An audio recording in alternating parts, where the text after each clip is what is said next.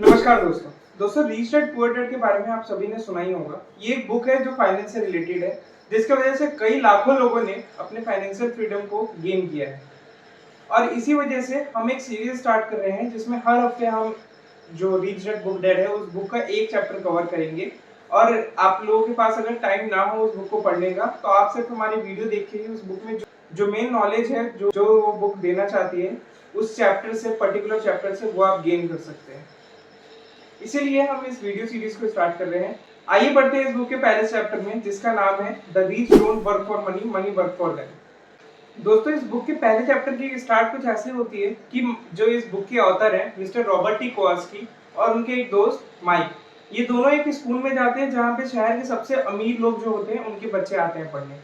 उन्हीं में से इनका एक दोस्त होता है जो कि सबको अपने बीच वाले हाउस पे ले जाता है पार्टी देने के लिए, लेकिन वो इन दोनों को नहीं लेके जाता क्योंकि ये लोग गरीब होते हैं। और ऐसे ही जब वो पूछते हैं उस अपने दोस्त से, रॉबर्ट कियोसाकी और माइक, कि तुम मुझे क्यों नहीं, हम दोनों को अपने साथ क्यों नहीं ले गए, तो वो यही जवाब देता है कि तुम लोग हमारे लेवल के नहीं हो, हमारे जो लेवल, मतलब हमारे जितना अमीर नहीं हो, इसलिए हम तुम लोगों को अपने साथ नहीं ले जा सकते।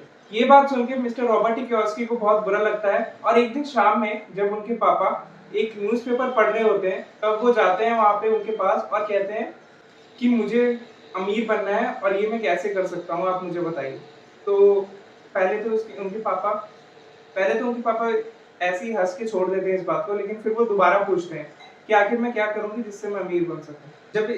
जब रॉबर्ट के पापा कहते हैं कि इसके लिए तुम्हें खुद से खर्च करना पड़ेगा, तो फिर इसी प्रोसेस में वो चलते चलते, उस समय अमेरिका में जो कोलगेट ट्यूब्स होते थे वो लेड के बनते थे, तो ये लोग निकल की काउंटर फिटिंग करना स्टार्ट कर देते हैं। पहले इनको पता नहीं होता है कि काउंटर फिटिंग है, क्योंकि उस समय जब लेड से बनते थे कोलगेट के ट्यूब्स, तो ये लोग स्टार्ट करते हैं उसको पिघला के प्लास्टिक के मोल्ड में डालना और उससे निकल को एक्सट्रैक्ट करना। लेकिन ये काम इलीगल होता है, इसके पापा समझाते हैं रॉबर्ट कियोसाकी को, और उसके बाद ये लोग ये काम बंद कर देते हैं।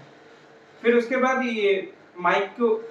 बाद रॉबर्ट को उसके पापा बोलते हैं कि माइक के फादर इस सब काम में तुम्हारी हेल्प कर सकते हैं, क्योंकि वो ऑलरेडी बहुत सारे सक्सेसफुल बिजनेसेस रन करते हैं और फाइनेंस में उनको बहुत ज्यादा एजुकेशन है। एक्चुअली में ये जो रिच डैड पुअर डैड है, ये रॉबर्ट कियोसाकी के दो फादर नहीं है, एक्चुअली में है एक माइक के फादर है और एक रॉबर्ट के खुद के फादर है। रॉबर्ट के खुद के फादर जो है वो बहुत ज्यादा हाईली एजुकेटेड है और बहुत पढ़े लिखे हैं, लेकिन वहीं जो माइक के फादर है वो सिर्फ 8वीं पास है, लेकिन फिर भी उनके अंदर 150 एम्प्लॉयज काम करते हैं, वो मल्टीपल बिजनेसेस के ओनर है और वो कभी भी फाइनेंशियली स्ट्रगल नहीं करते। लेकिन वहीं अगर देखा जाए, जो सबसे पढ़े लिखे रॉबर्ट के फादर है, वो उनको हमेशा पैसों के लिए स्ट्रगल होता रहता है, क्योंकि वो at the end of the day खाली बिल्स और क्रेडिट कार्ड पेमेंट्स के चक्कर में ही रह जाते हैं, और इसकी वजह से उनकी सेविंग्स कभी हो ही नहीं पाती और वो हमेशा स्ट्रगल करते रहते हैं फाइनेंशियली। तो इसके बाद उसके पापा कहते हैं कि इसमें तुम माइक के डैड की हेल्प ले सकते हैं, क्योंकि वो ऑलरेडी बहुत ज्यादा सक्सेसफुल बिजनेसमैन है और बहुत ज्यादा कई तरह के बिजनेसेस को अकेले हैंडल कर रहे हैं और सारे बिजनेस प्रॉफिटेबल हैं। इसके बाद रॉबर्ट कियोसाकी माइक को फोन करते हैं और पूछते हैं कि तुम अपने डैड से पूछो कि हम अमीर कैसे बन सकते हैं। तो माइक बोलता है कि मैं पूछ तो लूंगा, लेकिन मेरे डैड आते हैं रात में लेट, तो इसलिए उसके बाद ही पूछ सकता हूँ मैं। तो फिर वो अगले सुबह दोबारा माइक को फोन करते हैं और फिर जब पूछते हैं कि क्या तुम्हारे डैड रेडी हो गए मुझे हम दोनों को सिखाने के लिए कि हम कैसे अमीर बन सकते हैं, तो माइक कहता है हाँ, तुम बस मेरे घर पे आ जाओ कल सुबह।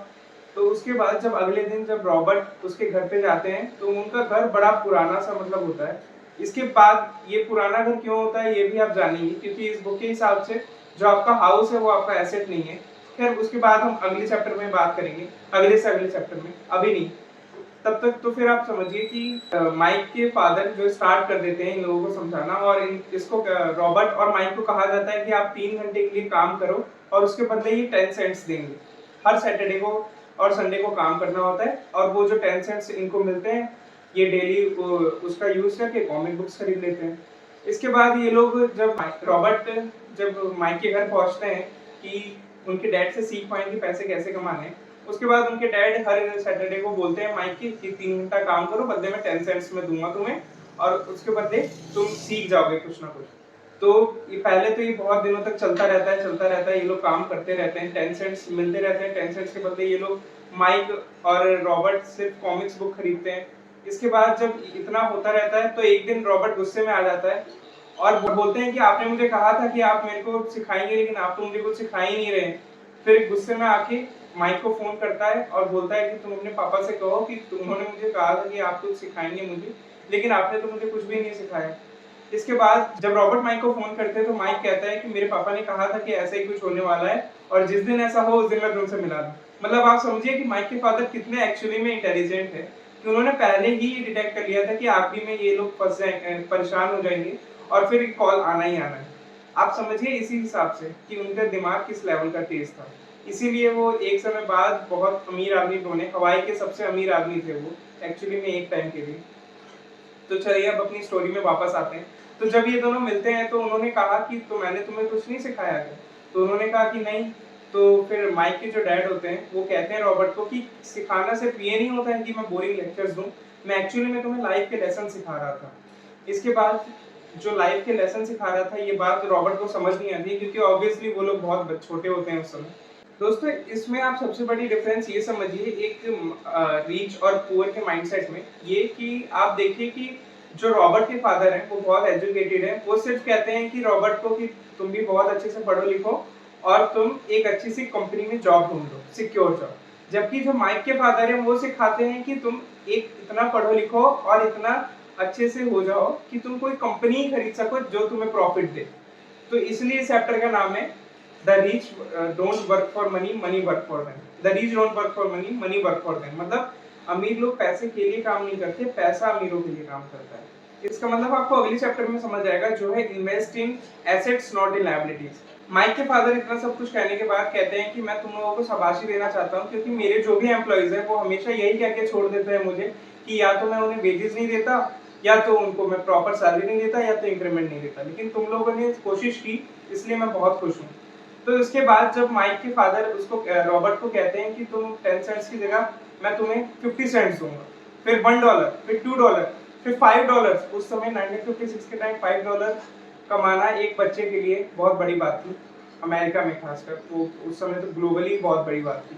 तो इतने पर भी रिफ्यूज कर देते हैं और फिर माइक के पापा रॉबर्ट को समझाते हैं कि तुमने ये रिफ्यूज करके बहुत अच्छा किया, क्योंकि अगर तुम्हारी जगह कोई और होता तो वो अपने डिजायर्स के वजह से $5 वाला ऑप्शन चूज कर लेता और इसके बाद उसको मैं कितने भी पैसे दे देता वो फिर से आखिरी में आके उस ट्रैप में फंस जाता जो डेब्ट और क्रेडिट कार्ड्स का ट्रैप है।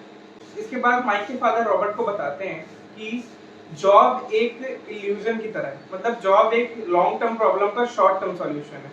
बेसिकली उनके हिसाब से जॉब उस तरह है जिस तरह किसी कोई गधे का मालिक उस गधे पे बैठ जाए और उसके सामने गाजर रख दे, तो गाजर को पाने के चक्कर में गधा चलता रहता है और आखिरी में मालिक को अपने मंजिल पे पहुंच जा देता है, लेकिन गाजर उसको मिलता ही नहीं है। यही बात बताना चाहते थे रॉबर्ट को माइक के फादर कि आप जिस कंपनी के लिए काम करते हो उसके ओनर को तो बहुत प्रॉफिट होगा, लेकिन एक्चुअली में प्रॉफिट आपको नहीं होगा। ये प्रॉब्लम है जिसके वजह से जो मिडिल क्लास है वो मिडिल क्लास ही रह जाता है और पुअर होता रह जाता है। एक दिन जब इसी बात को सुनने के बाद एक दिन जब रॉबर्ट जा रहे थे किसी लाइब्रेरी के बाहर, तो उन्होंने देखा कि लाइब्रेरी में कुछ बुक्स कलेक्ट कर रही थी।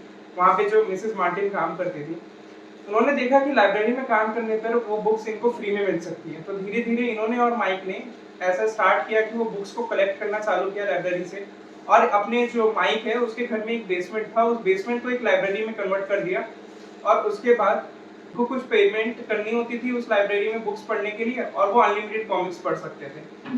तो इन्होंने ये दिमाग लगाया कि किसी एक कॉमिक को खरीदने के लिए 10 सेंट्स देने होते हैं, बल्कि अगर आप 10 सेंट्स इनकी लाइब्रेरी में दो तो आप 2 घंटे के लिए अनलिमिटेड 4 से 5 कॉमिक खत्म कर सकते हैं। तो यहीं पे आपका काम आता है कि reach don't work for money, money work for them. मतलब आप फिजिकली प्रेजेंट ना भी हो तब भी आपका पैसा आपको इनकम देता रहे, इसी कहते हैं reach don't work for money, money work for them. दोस्तों तो इस चैप्टर से हमें सीखने को मिला है कि आप अपने आप को अपने पैसों को कुछ इस तरह काम पे लगाओ कि आप अगर फिजिकली अवेलेबल ना भी हो तब भी आपके पैसे आपको एक रेगुलर इनकम देते रहें। और इसी के साथ हमारा नेक्स्ट चैप्टर स्टार्ट होता है जिसका नाम है invest in assets not in liabilities. दोस्तों इस चैप्टर में हम जानेंगे कि आखिर पुअर क्यों होता जा रहा है और मिडिल क्लास पे ही क्यों रह जाता है और अमीर क्यों होता रहता है। ये सारी प्रॉब्लम्स एसेट्स और लायबिलिटीज की हैं। जो चीज हम समझते हैं कि एसेट्स हैं वो एक्चुअली में एसेट्स होती नहीं है, और जो हम समझते हैं लायबिलिटी है वही एक्चुअली में एसेट्स होते हैं। इसके बारे में हम बात करेंगे अगले वीडियो में। आपसे मिलते हैं बहुत ही जल्द अगले वीडियो में नेक्स्ट वीक नेक्स्ट चैप्टर के साथ। तब तक के लिए नमस्कार।